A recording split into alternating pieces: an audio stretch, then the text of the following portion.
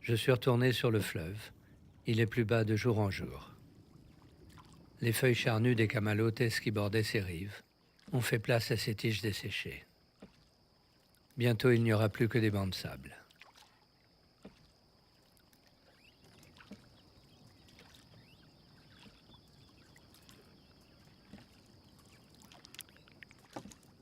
Elle me parlait de mon film, je lui répondais. Elle me demandait comment j'avais trouvé ce village et cette famille. Je lui disais. Elle voulait savoir ce que je faisais au Paraguay. Je lui racontais. J'ai compris que c'étaient les images de ce film et ses simples anecdotes qui avaient adouci à ce point son regard qu'elle ne le détournait pas, quand moi-même, je ne pouvais pas m'empêcher de la regarder.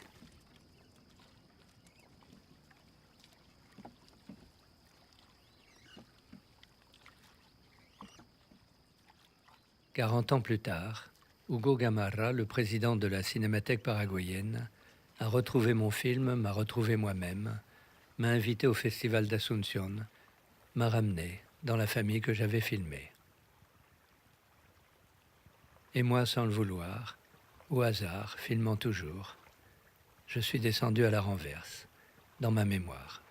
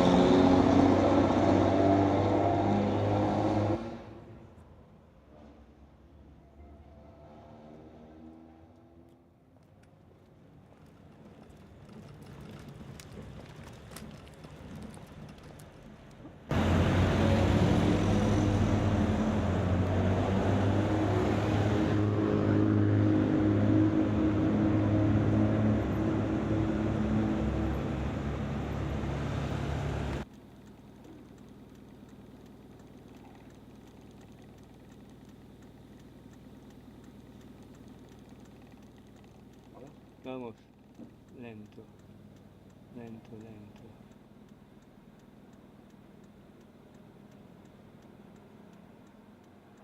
J'ai filmé d'abord un coin de rue, peut-être pour sentir que j'étais là, tout simplement. Je n'ai rien reconnu. La lumière immobile m'a plutôt rappelé les peintures de Hopper, l'Amérique immobilisée de Edward Hopper. La fille au pull rouge sortait aussi d'une peinture, et le bruit des colectivos, ces grands cris qui restent longtemps après leur passage, m'ont rappelé Buenos Aires. Dans mon souvenir, Asunción était une ville plutôt silencieuse, traversée par un vieux tramway. Je me trompe sans doute.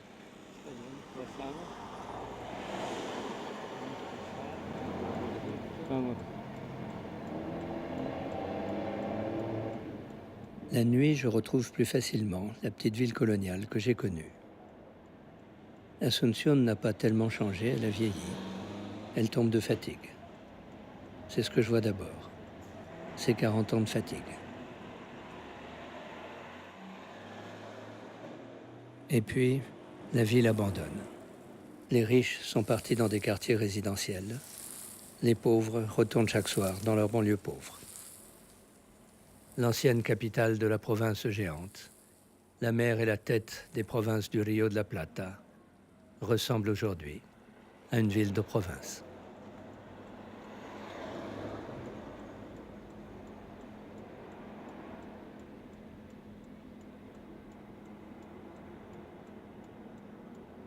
Je me suis souvenu des 4 vers célèbres de Eloy Fariña Núñez. Asunción, très noble et très illustre capitale de la province géante des Indes occidentales, mère de la seconde Buenos Aires, berceau de la liberté américaine.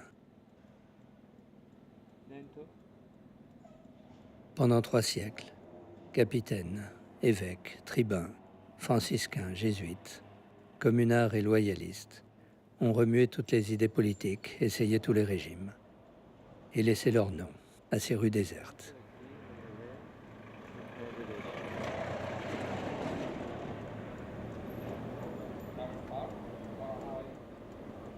Que reste-t-il de ces inventeurs d'Amérique? Après l'indépendance, la dictature, la Grande Guerre, l'extermination, d'autres dictatures. Et maintenant le soja, comme partout. C'est-à-dire l'argent, rien que l'argent. Le soja partout et les forêts coupées. Les paysans que j'avais filmés, chassés de leurs terres, entassés dans la grande ville, venant rêver le dimanche dans les shoppings. L'Amérique du dimanche.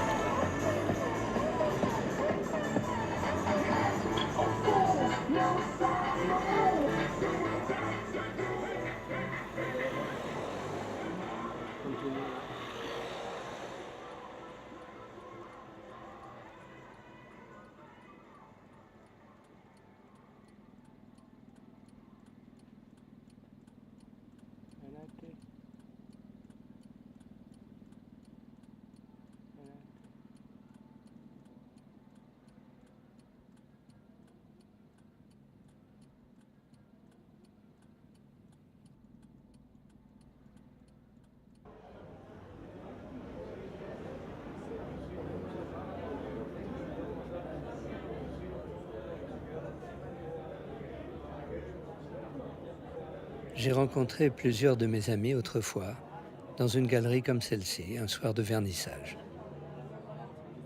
La plupart étaient déjà dans le milieu de la vie. Je les voyais loin devant moi, comme derrière une vitre. Mais ils m'ont accueilli, je me souviens de ça. Maintenant, c'est moi qui suis derrière la vitre.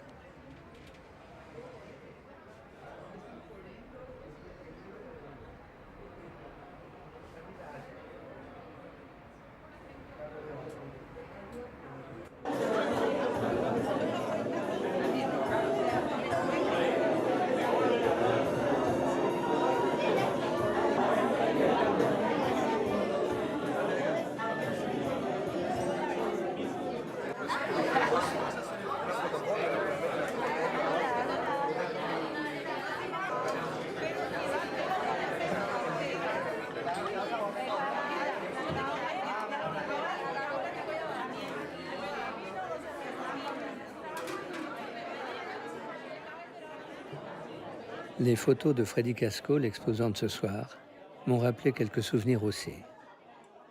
Ces combis Volkswagen, par exemple, avec lesquels j'ai sillonné les routes de terre de l'intérieur.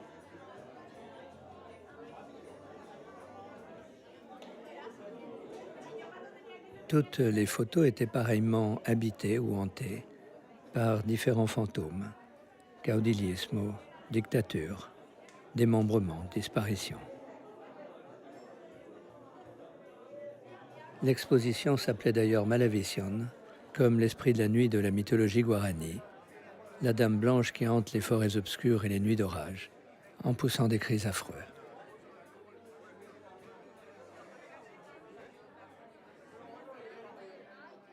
L'artiste avait également accroché une petite peinture naïve représentant le spectre de la guérilla Cette malaviciande que les possédants et la police voient partout, comme le communisme autrefois.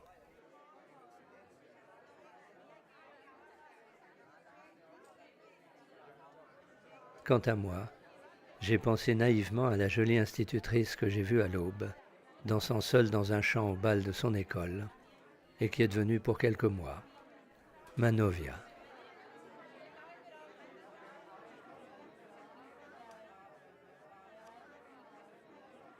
Mírame a mí en cualquier lado. Y estoy mirando en el mismo punto. Ahí, no está. Tu mirada va hacia la izquierda. Yo quiero que mire en esa punta. Ahí. No hay algún Pero punto. vos te moves. No, pero no mires a mí. No me mires a mí. Bueno, ahí. En No ese mires mi punto. punto. Mi cara, no hay ningún punto en mi cara porque yo me muevo. Pues. Bueno, y ahí. Ahí está, por fin. Por fin.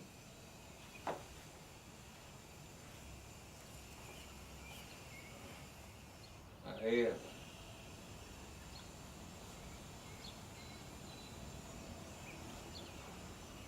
No le hagas señas, bueno. Si vos ves la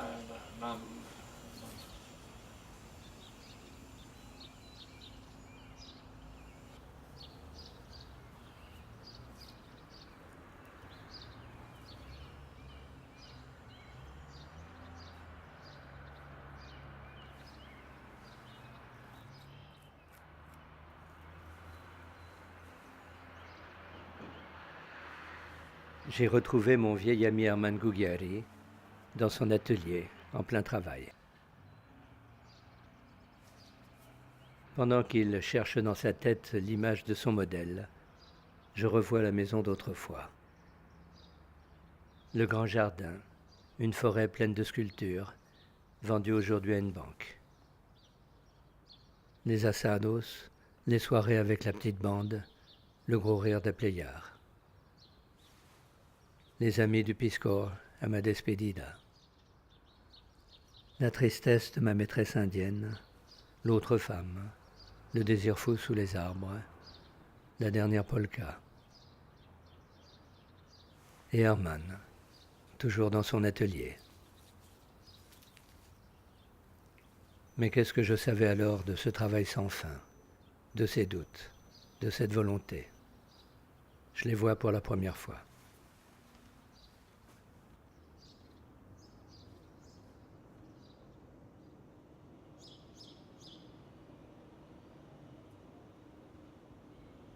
Mon hôtel est un immeuble élevé, comme il n'y en avait pas il y a 40 ans.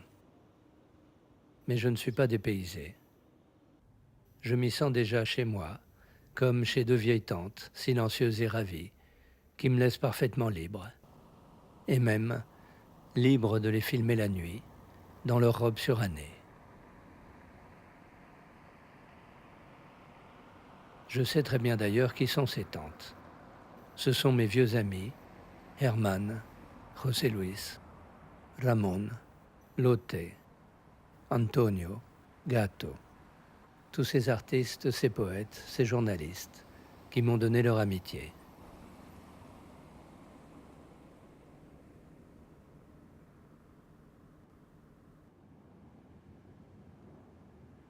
Dans le couloir de mon étage, la fenêtre en face de l'ascenseur m'a rappelé mon amusement d'autrefois en découvrant ce drapeau paraguayen qu'un Français ne peut pas s'empêcher de regarder en penchant un peu la tête pour tenter de le redresser.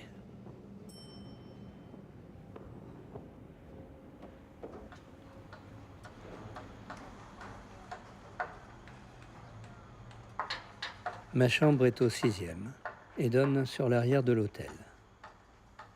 Elle donne aussi sur un chantier, mais ça ne me dérange pas. Les chantiers ont été la passion de mon enfance. Aucun spectacle, à part le cinéma, ne valait celui-là.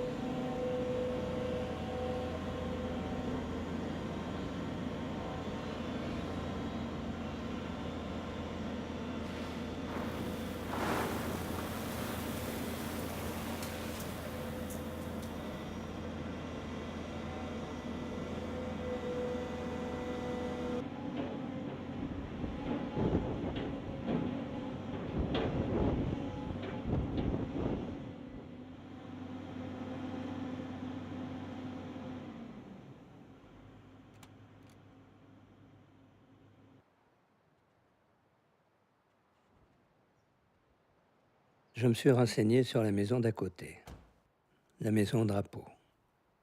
C'est le ministère de l'Intérieur. Il a grand besoin de s'agrandir. Ça se comprend. Je comprends du même coup où le hasard m'a logé. Ma fenêtre ne donne pas seulement sur l'arrière du ministère de l'Intérieur, mais aussi sur le haut de la rue Chile, où se trouvait, où se trouve encore, le célèbre commissariat numéro 3. Dans ces culs de basse-fosse, sans air, des centaines de prisonniers ont attendu pendant des mois la torture ou la mort. De l'autre côté de la rue, dans une jolie maison coloniale, le centre des affaires techniques, l'école pratique de renseignement, créée par le ministère de l'Intérieur et le gouvernement américain. On y pratiquait surtout les techniques françaises, l'électricité et la baignoire, sous la direction d'un lieutenant-colonel américain. La Technica, comme on l'appelait, est devenue récemment le musée des mémoires.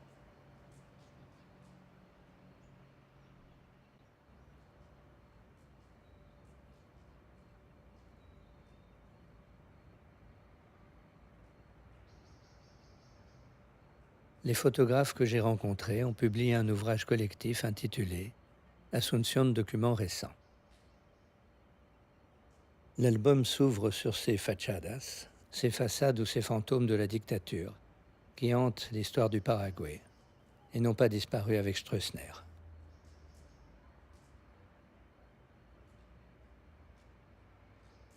Le reste de l'album documente essentiellement le bonheur récent dont jouit le peuple depuis que l'argent coule à flot.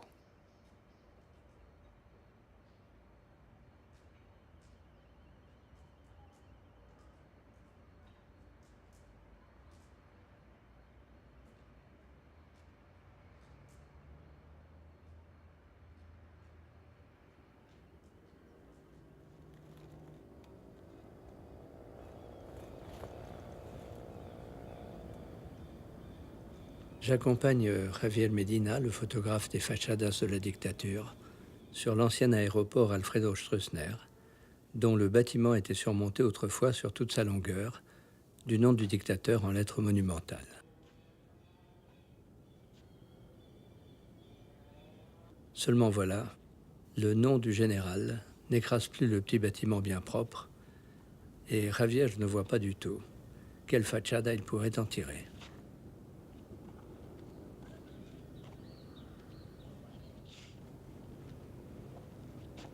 Pourtant, une idée lui vient. Une idée si improbable qu'elle me fait rire encore. Je vois qu'il a vu quelque chose. Mais quoi?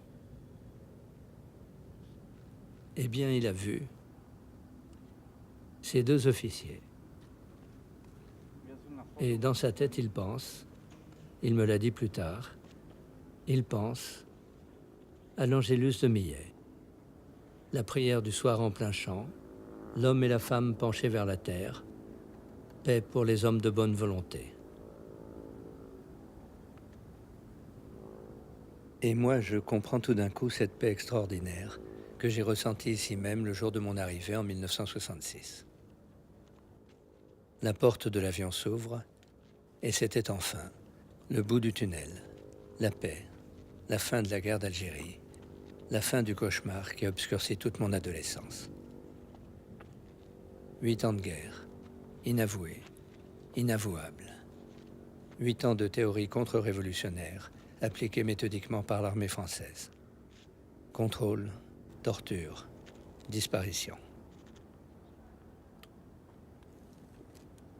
Et puis cette fausse paix en 62, cette fausse décolonisation, cette fausse fin, le tunnel encore.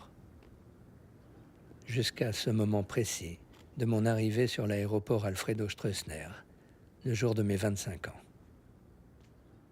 La porte qui s'ouvre, la chaleur qui entre, le soleil couchant, l'envie de vivre plus forte que tout, le sentiment d'une chance personnelle rendue à moi.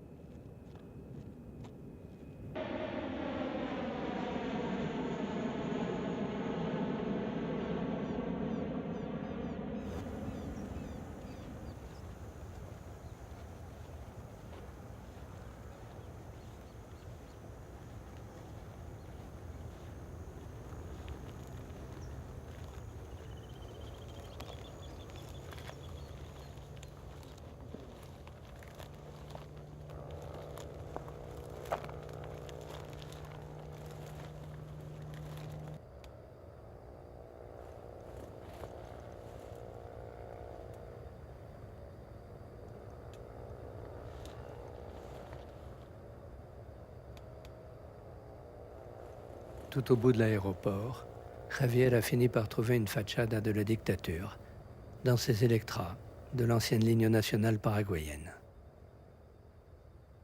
Ces mêmes Electras qui furent utilisés par la junte militaire argentine pour jeter à la mer les corps endormis des milliers de personnes arrêtées, ou plutôt enlevées, entre 1976 et 1983, au nom de la défense de la civilisation occidentale, chrétienne et néolibérale, autorisée pour la circonstance, c'est-à-dire chaque fois qu'elle le juge nécessaire, à utiliser les méthodes de la bataille d'Alger.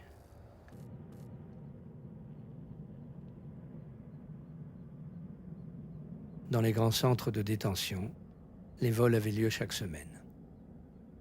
Les détenus sélectionnés recevaient une injection de pain total, présentée comme une vaccination obligatoire, avant leur transfert dans un autre camp.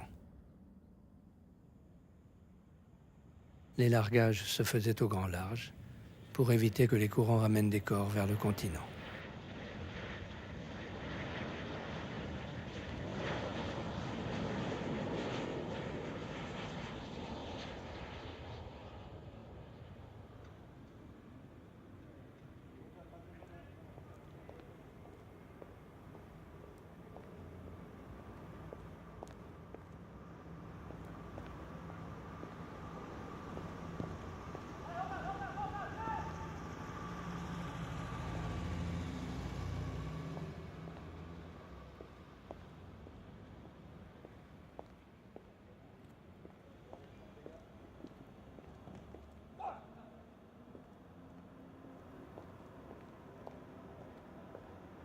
La nuit est pleine de souvenirs de Buenos Aires. Elle habitait un quartier populaire du côté de Barrancas, pas très loin du laboratoire où je montais mon film. On se donnait rendez-vous devant le petit terrain de foot où les gens du quartier venaient jouer le soir. Je faisais semblant de suivre la partie, mais je ne pensais qu'à la façon de lui déclarer mon amour. Je m'insultais pour ma lâcheté, je m'enfermais dans le silence.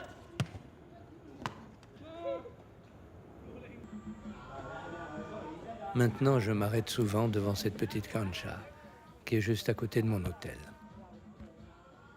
Je bois quelquefois une bière à la buvette, j'observe les joueurs et j'oublie Buenos Aires.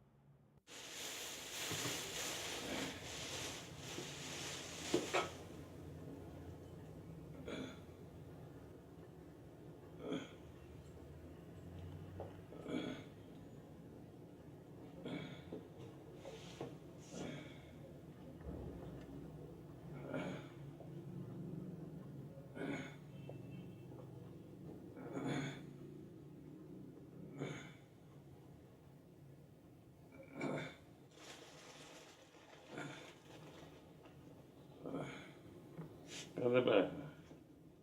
¿Me parece algo? Ah, está bien, está bien. ¿Eh? Ya estás progresando. No, todavía falta. Está ya.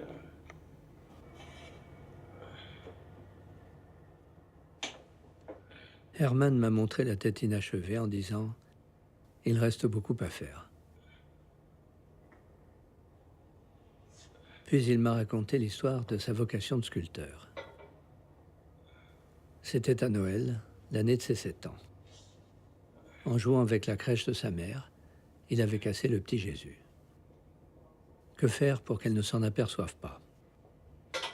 Il avait couru au fleuve et ramené une poignée d'argile, dont il avait fait non pas un petit Jésus, mais comme il disait, un monstro, un monstre. La mère, en rentrant, s'en était aperçue tout de suite. Mais elle ne l'a pas grondé. Elle a dit, Herman, je voulais te faire donner des leçons de piano, j'ai changé d'avis, tu étudieras la sculpture.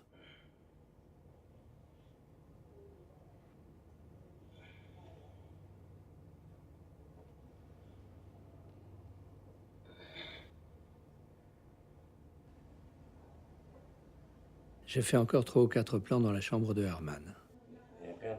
Il voulait me montrer une photo de sa mère avec des amis, je ne sais plus dans quelle rivière.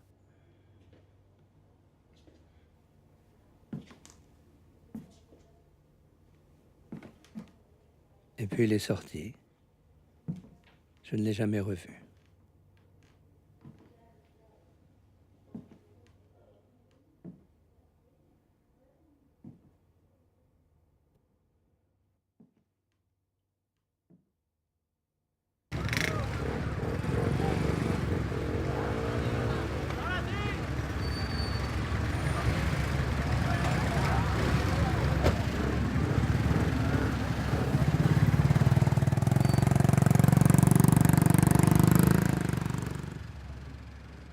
J'ai retrouvé moi aussi ce soir, au Cirque Terry, un souvenir d'enfance.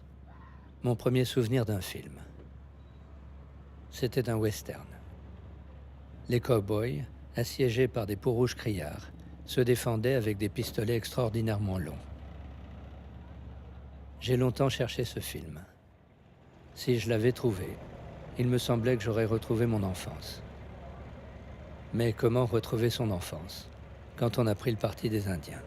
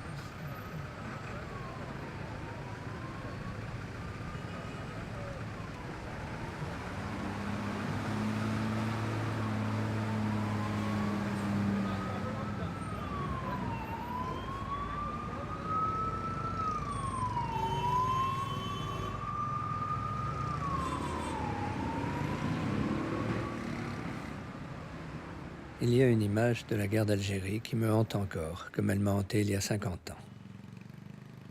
C'est celle d'un groupe d'hommes, des suspects, arrêtés au hasard, enfermés pour la nuit dans une cave. Une cave à vin, remplie de vapeurs toxiques. On dira le lendemain que c'est un accident. Je me souviens encore des lieux de ces accidents. À Inissaire, Mercier-Lacombe, Moissayaville. Il y avait d'autres morts, d'autres façons de faire mourir et bien pire. Mais c'est celle qui m'a le plus tôt. Désolé. Ensuite sont venus les noms des centres de torture, la bataille d'Alger, le plan Châle, la torture sans fin.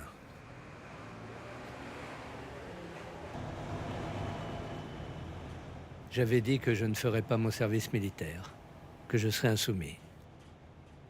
Mais j'ai accepté de servir dans la coopération, comme professeur d'ethnologie, au Paraguay.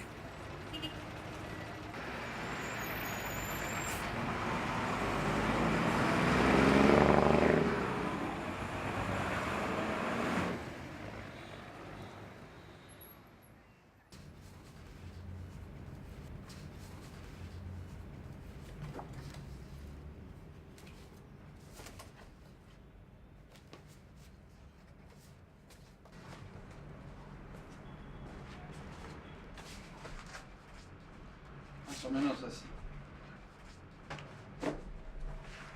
Estas son mejores, porque las otras copias, estas copias eran todas para pruebas o copias que salieron mal que después se usó para prensa. Estas son las copias que se expusieron, ¿verdad? Te decía que lo que más me llamaba la atención cuando llegué a Paraguay, yo llegué el 4 de febrero del 89, un día después del golpe de Estado, era la edad de los soldados. Porque si bien en Argentina también el servicio militar era obligatorio, todos los muchachos tenían 18 años o más. En cambio, estos chicos tenían 14 años. Entonces empecé a darme cuenta que era una cuestión cultural mucho anterior. Este es un desfile de un jardín de infantes, donde hay una cultura militarista. O sea, los chicos el día de la primavera desfilan como soldados. Y son chicos de 4, 5, 6 años. Entonces era algo que venía de mucho tiempo, ¿no? Entonces me dediqué a hacer fotos de esto, pero un poco sin tomarme a mí mismo muy en serio. Después, con los años, se fue haciendo una colección más importante de fotos y se empezó a articular como un ensayo fotográfico, donde mostraba un poco eso, la edad a lo que los chicos eran sometidos al entrenamiento militar, el tipo de entrenamiento militar bastante primitivo y demás. Y después todo el grado de explotación que hacían los oficiales de ellos, en trabajos de mucho servilismo, mucho esclavismo, ¿no? Guarda la foto un poco más, déjala un poco más. Lentamente. ¿Eh? Sí, sí. Bueno, acá hay un oficial acariciando la cabeza de un soldado con mucha amabilidad.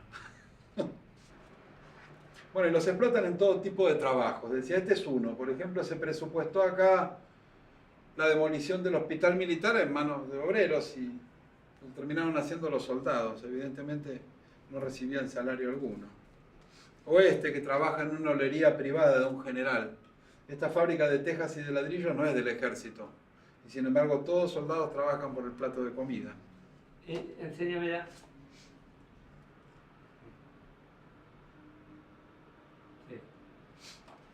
O esta, donde un soldado de la policía se ve obligado a reprimir en un desalojo de familias sin techo. El soldado viene del campesinado, se ve obligado a reprimir a sus propios compueblanos. Bueno, y después las consecuencias para la salud de los chicos. Acá le están extrayendo sangre a un chico que consideran que tienen desórdenes mentales, entonces después lo internaron en el neuropsiquiátrico. Acá hay otro internado en el neuropsiquiátrico. O sea, de hecho seguían todas las costumbres de la dictadura en el servicio militar, con la diferencia que se podía fotografiarlas. A este chico un oficial le pateó la pierna tantas veces que al final se le gangrenó y hubo que amputársela. Después murió, 2 meses después de eso, porque tuvo un tumor también. A este le pegaron un balazo. Cuando se quiso escapar del cuartel le metieron un balazo, creo que en un riñón. Este es el momento en que el chico se encuentra con el papá en la celda del neuropsiquiátrico. Este es un caso muy sonado. Ariel Noguera, que dicen que el oficial lo levantó a las 5 de la mañana con un frío bárbaro en invierno en el Chaco, lo hizo hacer flexiones de brazos y después se le paró con los 2 pies en el pecho y el chico murió. Y esta es la madre de él en el entierro, María de Noguera, fundadora de la organización más importante que defiende los derechos de los conscriptos. la Asociación de Padres Víctimas del Servicio Militar, de hijos víctimas del servicio militar. Este es otro entierro. Siempre me llamó la atención la cara del hermanito, ¿no? Cuando están enterrando al hermano. Y bueno, esta es la situación, o esta era la situación.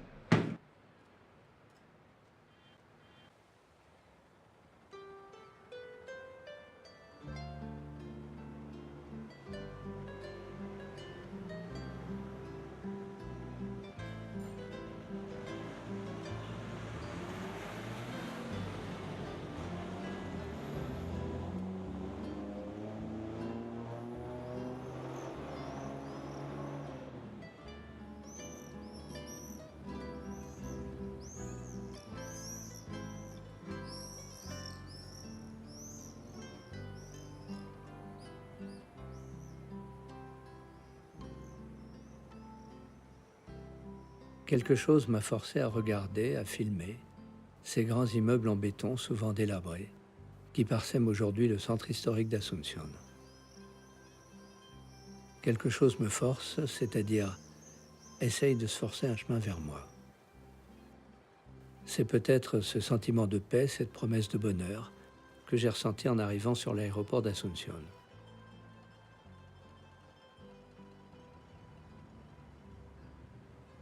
Oui, un sentiment très doux flotte dans l'air autour de ces immeubles. Mais c'est tout. Aucun souvenir précis.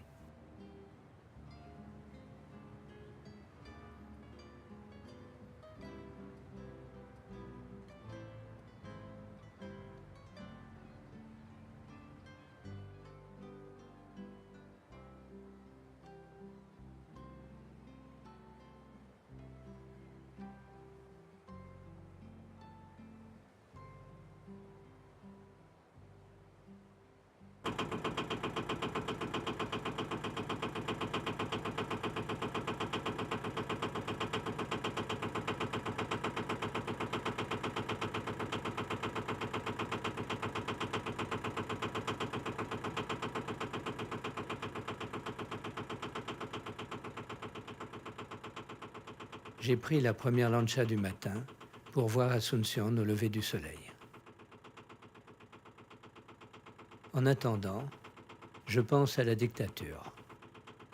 Comme je n'en souffrais pas, elle est restée abstraite, jusqu'au jour où la petite équipe des Jésuites, que je fréquentais beaucoup et qui menait la vie dure à Stroessner, a été expulsée, manu militari.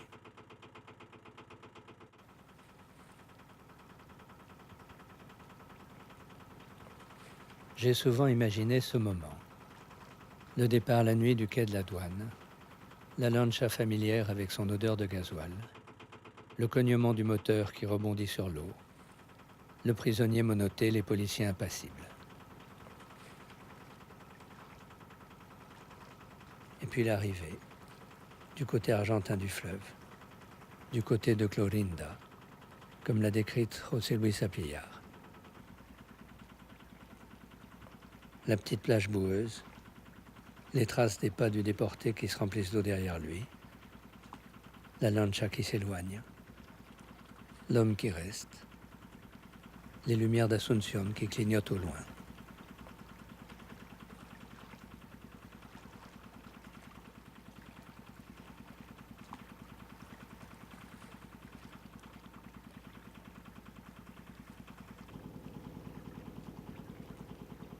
J'ai retrouvé dans mes vieux carnets les noms et les adresses de plusieurs curés et de 4 évêques. Je fréquentais sûrement davantage cette partie de l'église en révolte ouverte que les communistes ou les guévaristes. Mais j'ai tout oublié. Je crois que j'étais plutôt comme Apléiard, dans l'inacceptation. Sauf que lui écrivait, lui s'était trouvé, et moi j'attendais. J'attendais la révélation de mon avenir comme le chrétien qu'attend la foi. En vain.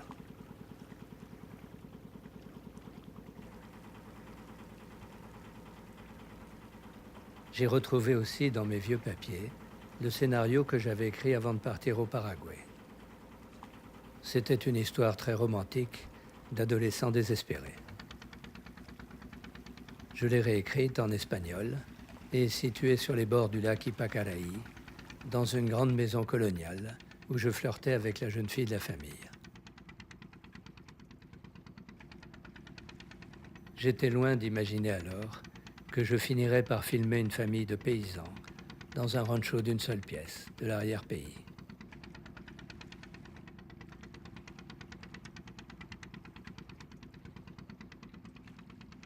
J'étais très loin d'imaginer que ce film me conduirait au bout du fleuve, dans cette ville de Buenos Aires fondée par les habitants d'Asunción, et que la révélation que j'attendais serait en définitive la révélation de l'amour.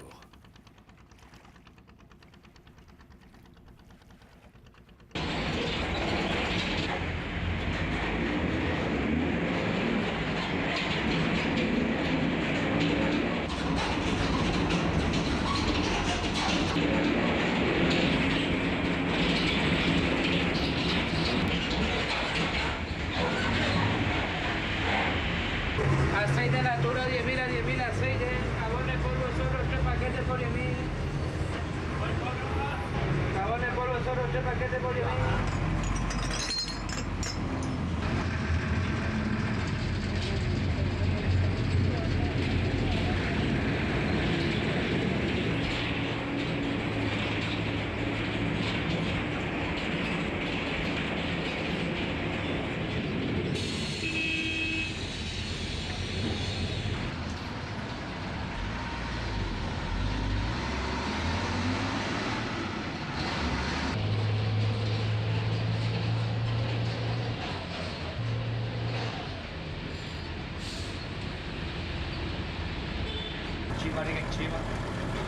Chiva Caribe.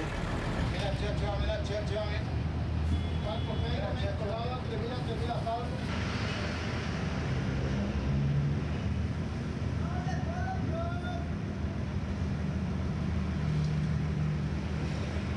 Galletita Pepa 2 por 5.000, 2 por 5.000 la galletita. Galletita Pepa 2 por 5.000.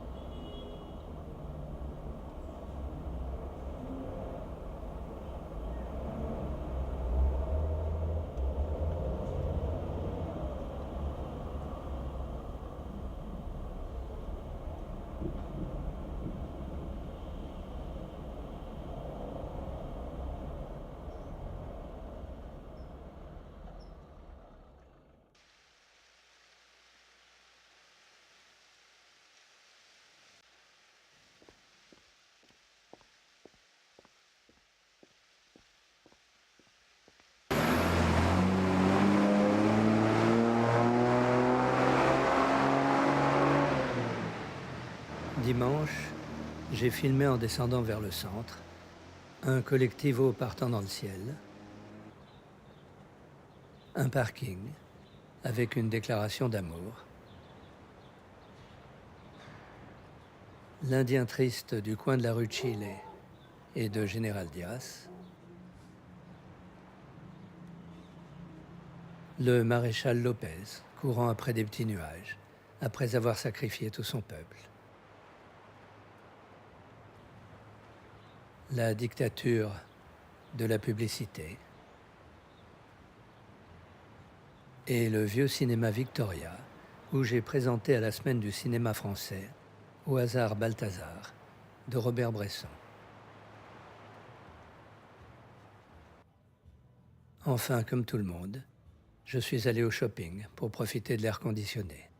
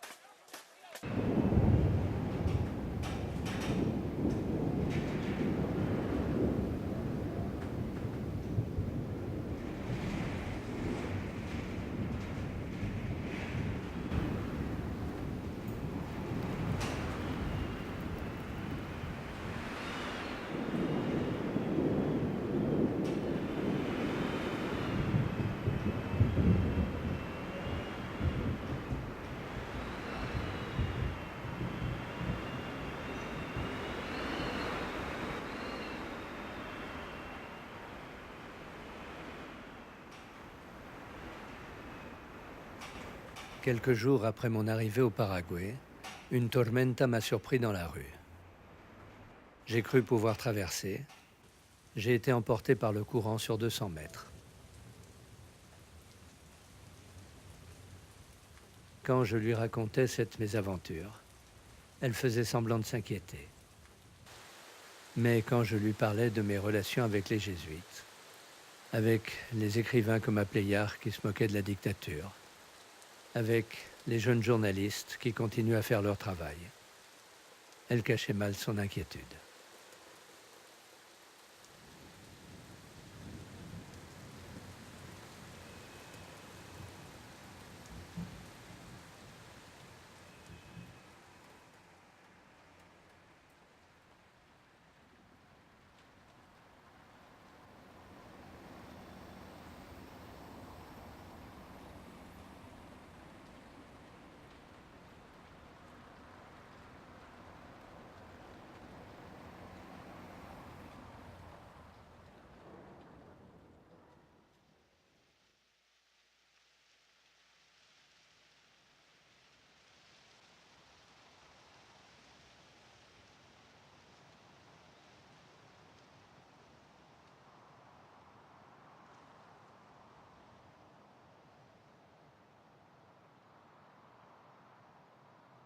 Vengo buscando a Santiago Leguizamón. Vengo buscando su incansable labor.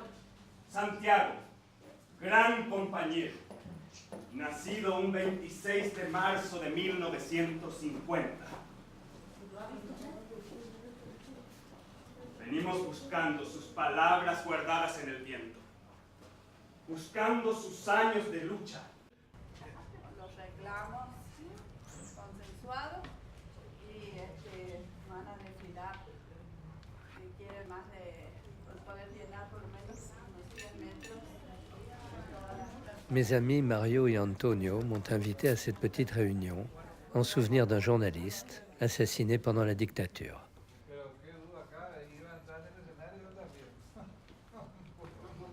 Tout s'est bien passé, sauf la photo finale, qu'on n'a pas réussi à prendre.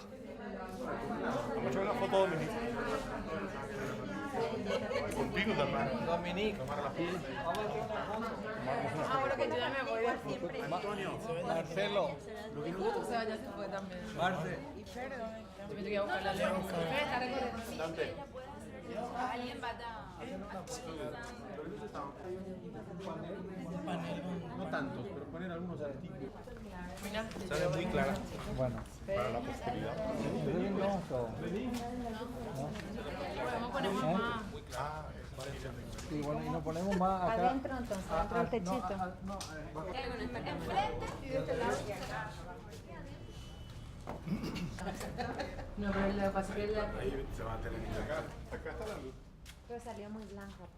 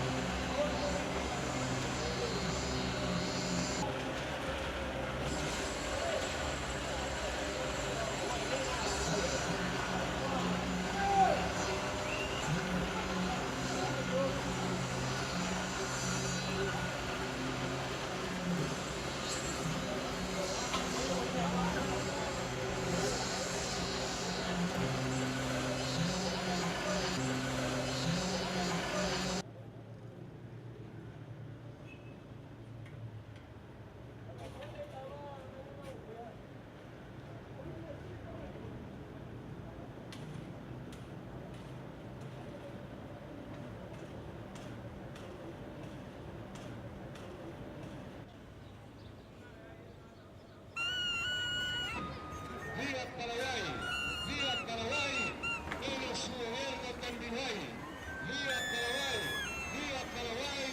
pero su gobierno Tambinay.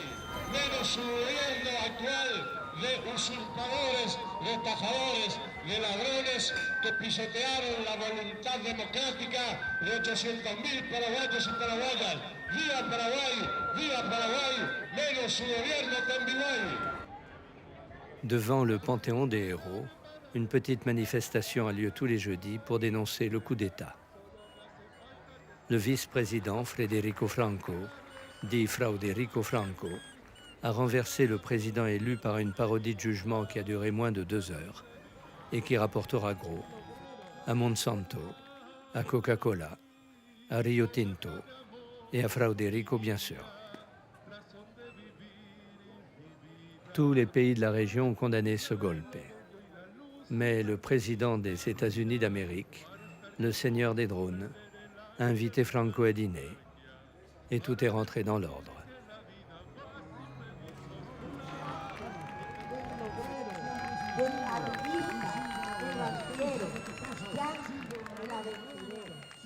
Marx fait quelque part cette remarque que tous les grands événements et personnages historiques se répètent pour ainsi dire 2 fois.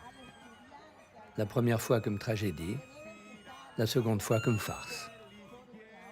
La longue dictature du général Stroessner, c'est la tragédie. Le coup d'État constitutionnel de Franco, c'est la farce. Florerico, Frauderico, tantos nombres bien ganados y ahora allá en Nueva York le dicen Mr. Scratch. Mr. Scratch. Bien, hasta el próximo jueves, con un abrazo fraternal a todos paraguayos y paraguayas, a los que tienen conciencia y a los que tampoco tienen conciencia.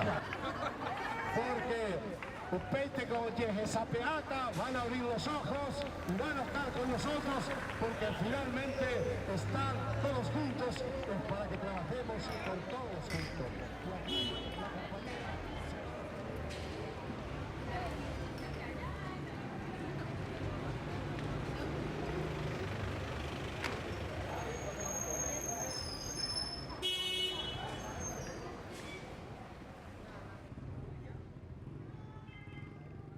¿Verdad? Porque este es Monseñor Ismael Rolón, que era opositor a Stroessner, y ves cómo está la cara y todo eso. Y este tiene una cara así también terrible. Bueno. Pero eso después, primero veamos cómo funciona la cabeza de Stroessner en los otros cuerpos. Dale.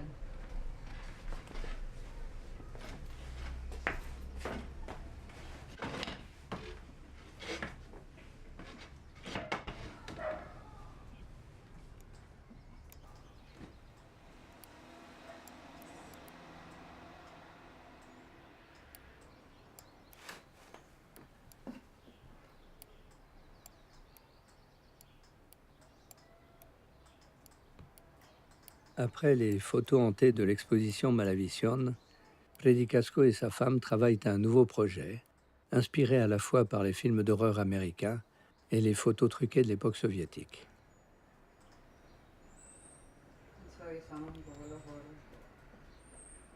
Peu à peu, un souvenir me revient, un souvenir de farce, dans la tragédie.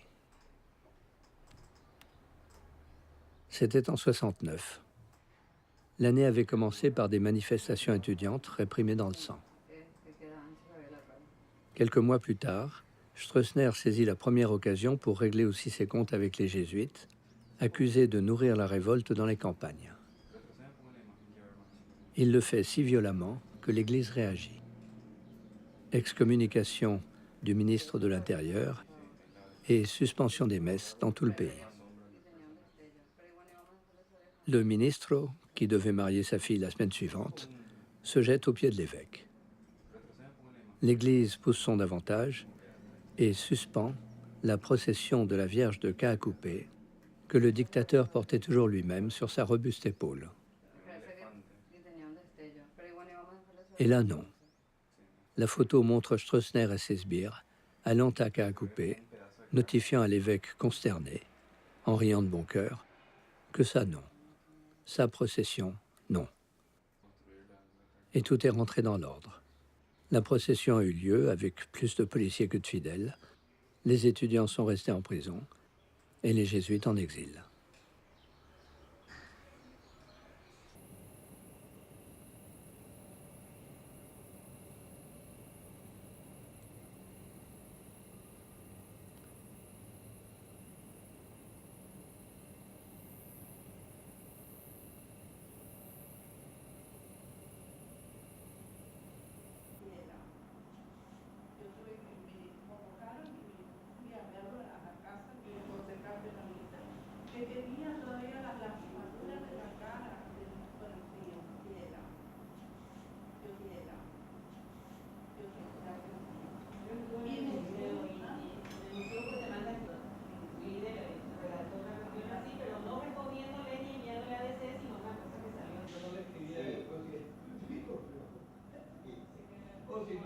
Mon ami Antonio me fait l'honneur de m'inviter aux réunions du comité de la mémoire.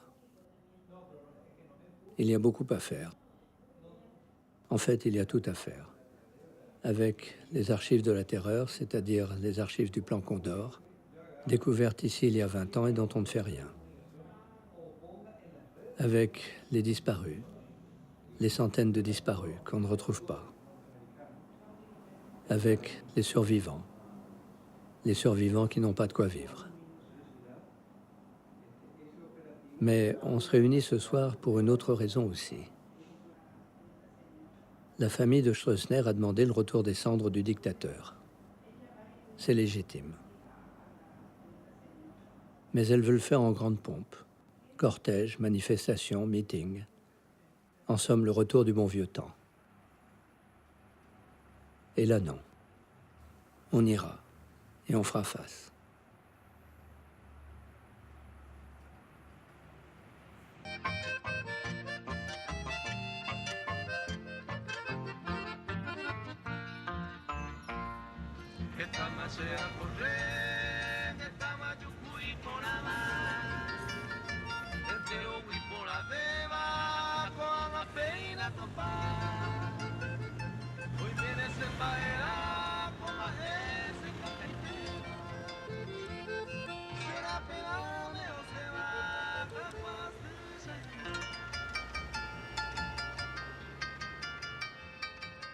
J'ai longtemps éprouvé, malgré la dictature, un sentiment de douceur ineffable, que je retrouve certains soirs au coin des rues, dans les guaranias et les polkas, et surtout devant les grands lapachos en fleurs, qui faisaient du Paraguay en septembre un pays entièrement rose.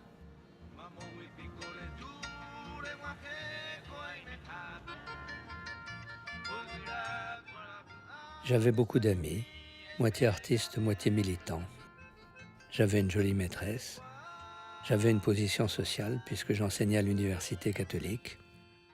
En somme, j'étais heureux, comme tout le monde, ne pensant pas aux autres, ou y pensant de loin, sans les entendre.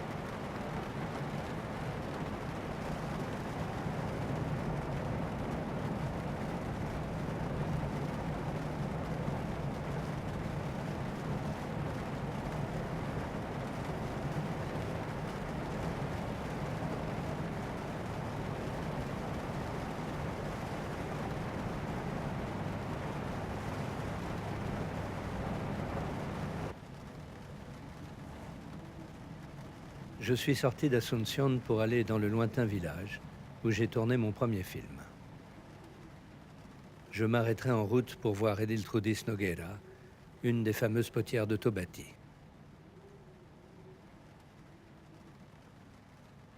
Le soja n'est pas encore arrivé jusqu'à la Cordillera et je retrouve le Paraguay d'autrefois, ce grand jardin que mes amis ethnologues me faisaient parcourir en tous sens pour rendre visite à des Indiens sans territoire, dont on vendait quelquefois les enfants sur les marchés et qu'on finit de massacrer aujourd'hui. Je ne leur disais pas que j'étais, malgré mon titre de professeur, un anthropologue de circonstance, un simulateur, un échappé du service militaire.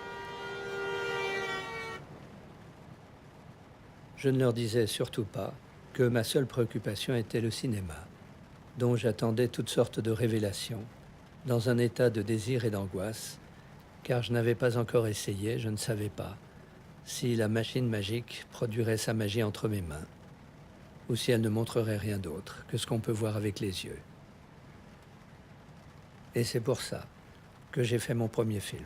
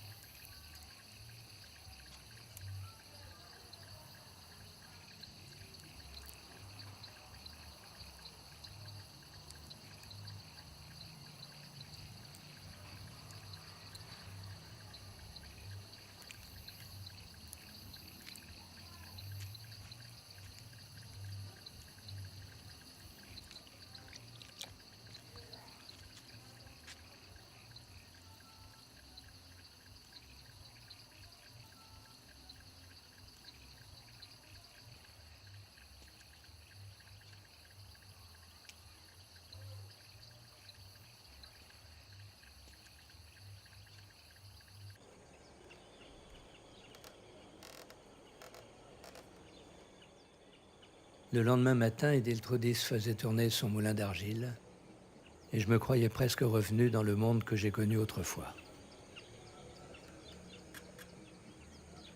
J'ai tourné quelques plans encore en attendant la nuit, car je voulais voir la poterie finie, avec sa tête et son visage de femme. Mais c'est tout autre chose que j'ai vu.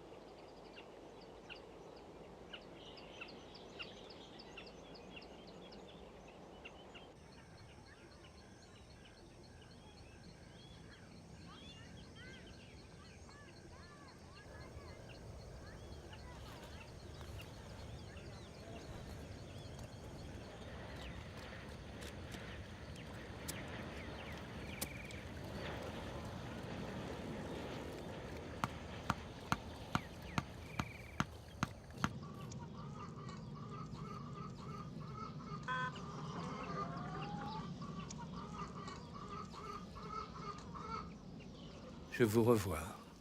Vous qui étiez tout en haut des listes établies à l'avance, des 30 000 personnes qui devaient disparaître, pour que le processus de réorganisation nationale s'accomplisse. Je vous vois, essayant de vous échapper dans les rues, dans les escaliers, essayant de vous jeter par la fenêtre pour éviter pire. La junte militaire argentine conduite par le général Videla a pris le pouvoir dans la matinée du 24 mars 1976. Et déjà dans l'après-midi, la maison des syndicats et l'université sont occupées, car certaines des personnes les plus haut placées dans les listes sont des syndicalistes résolus et des professeurs qui répandent le poison des idées nouvelles. Des milliers de cibles sont arrêtées, mais on dit aspirées, puis torturées, mais on dit traitées, puis exécutées, mais on dit transférées. À l'école de mécanique de la marine, le mess des officiers a été transformé dès la fin de l'année 1975 en centre de détention. 5 chambres de torture, mais on dit salles d'opération, ont été installées au sous-sol, au fond d'un couloir nommé Avenue de la Félicité.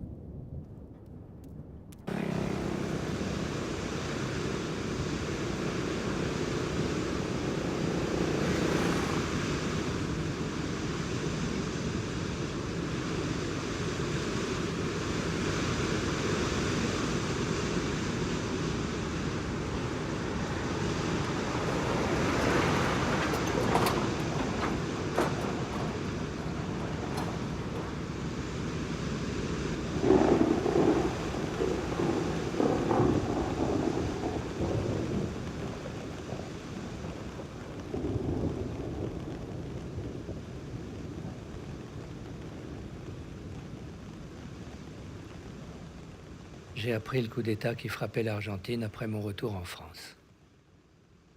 Dans les mois qui ont suivi, j'ai reçu des lettres, quelques lettres, du Mexique et d'Espagne, de ceux de mes amis qui ont réussi à fuir. J'ai longtemps attendu une autre lettre de la femme que j'ai aimée à Buenos Aires et que je croyais moins menacée. Plus tard, j'ai lu tous les dossiers disponibles à Amnesty International pour essayer de retrouver sa trace. J'ai seulement appris dans les témoignages des très rares survivants des détails abominables sur les tortures, l'ambiance affreuse des jours de transfert pendant l'appel des numéros, la descente à l'infirmerie pour la prétendue vaccination.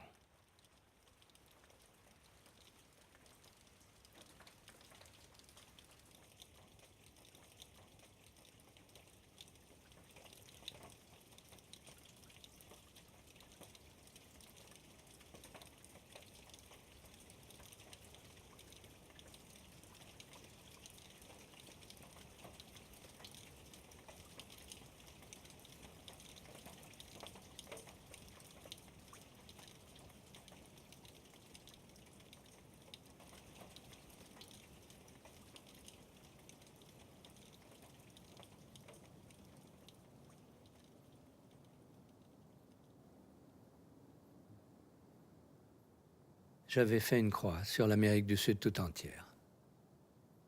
Mais j'ai accepté l'invitation de Hugo Gamarra, j'ai revu Asunción, et je suis retourné dans le village d'Avaí pour une projection de mon premier film, à l'intention de la famille Cabral.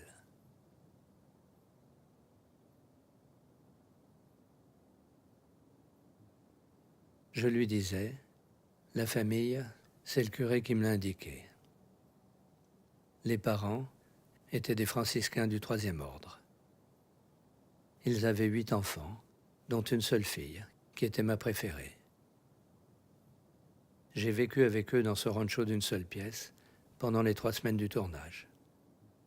Voilà ce que j'ai fait au Paraguay.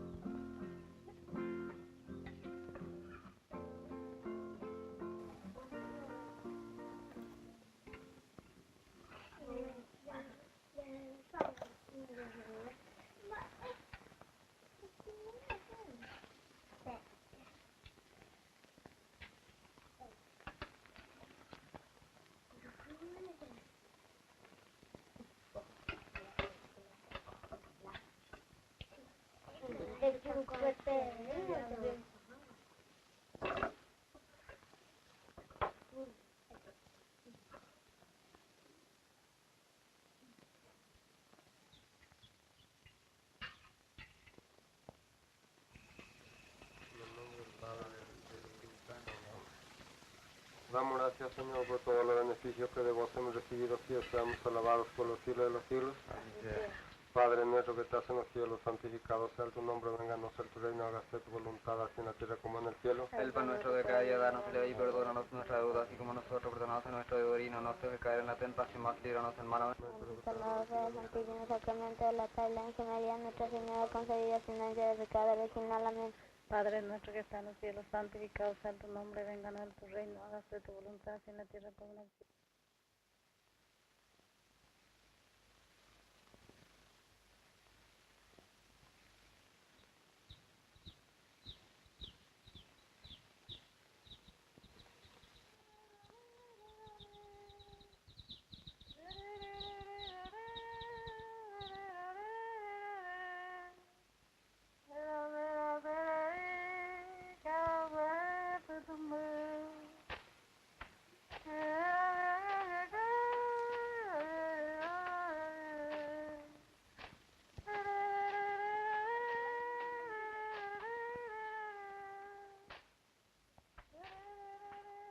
Après la projection, j'ai fait un long plan de Bianca, la petite fille de mon film.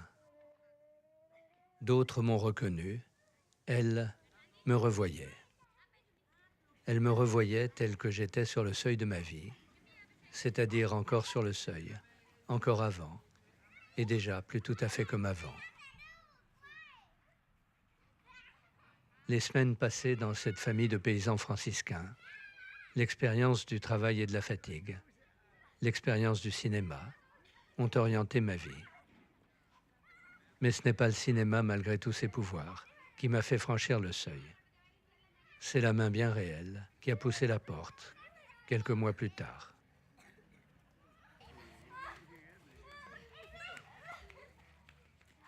Le tournage fini, je suis parti à Buenos Aires, qui était alors la capitale de l'Amérique du Sud et la seule ville où il y avait un laboratoire 16 mm.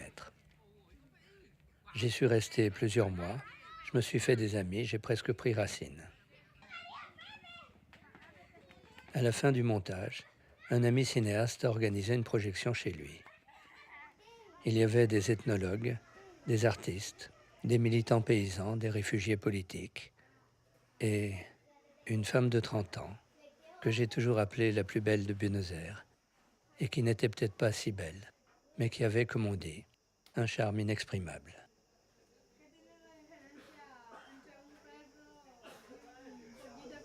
Les gens sont partis très tard, comme toujours à Buenos Aires.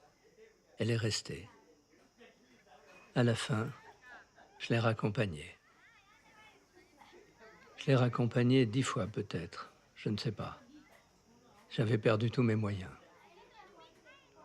Je ne parle pas de l'audace facile des autres fois, mais les mots, la parole. Et pourtant, elle me disait chaque soir, car chaque soir nous dînions ensemble, « Vas-y, prends-moi la main, embrasse-moi, dis-moi que tu m'aimes. » Je la raccompagnais, me jurant que, cette fois sans faute, et je ne pouvais pas.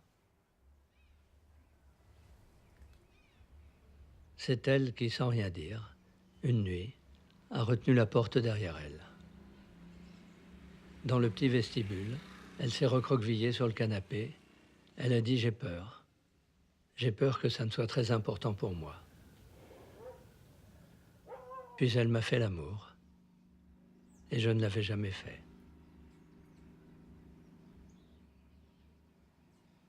Nous partagions notre temps entre Buenos Aires et la cabane sur pilotis où nous passions les week-ends, entourés par les eaux du fleuve et de l'océan.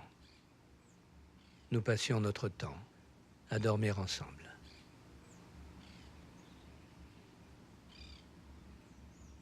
L'été est arrivé, nous vivions sur le fleuve, nous descendions le cours du fleuve, indéfiniment. À la rentrée universitaire, elle a repris ses cours et je me suis retrouvé seul. Seul face à cette fameuse ligne d'ombre qui marque la fin de la première jeunesse et qui nous fait faire dans notre affolement toutes sortes d'actes insensés. Quant à moi, j'étais trop sensé, ce qui est aussi une forme de folie. Je n'osais pas sauter le pas, c'est-à-dire faire le choix de cette femme, m'exiler pour de bon, vivre à Buenos Aires. Mais vivre de quoi? Elle avait son salaire. De plus en plus souvent, elle payait le restaurant, elle payait le taxi, elle payait tout. Je me laissais aller couramment à la mauvaise humeur. Le péché de la mauvaise humeur, comme disait Colette. Et pourtant, je l'aimais.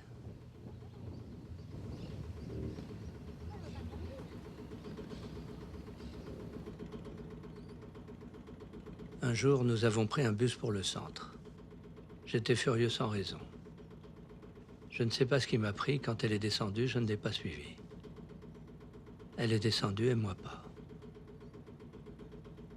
Mais j'ai eu le tort de me retourner, car je l'ai vue sur le trottoir à ce coin de rue, dans les grands cris des collectivos. Je l'ai vue comme la passante fastueuse de Baudelaire, et son regard blessé attaché à moi a changé notre séparation en rencontre. Quelques jours plus tard, j'ai quitté Buenos Aires. Je n'y suis jamais retourné.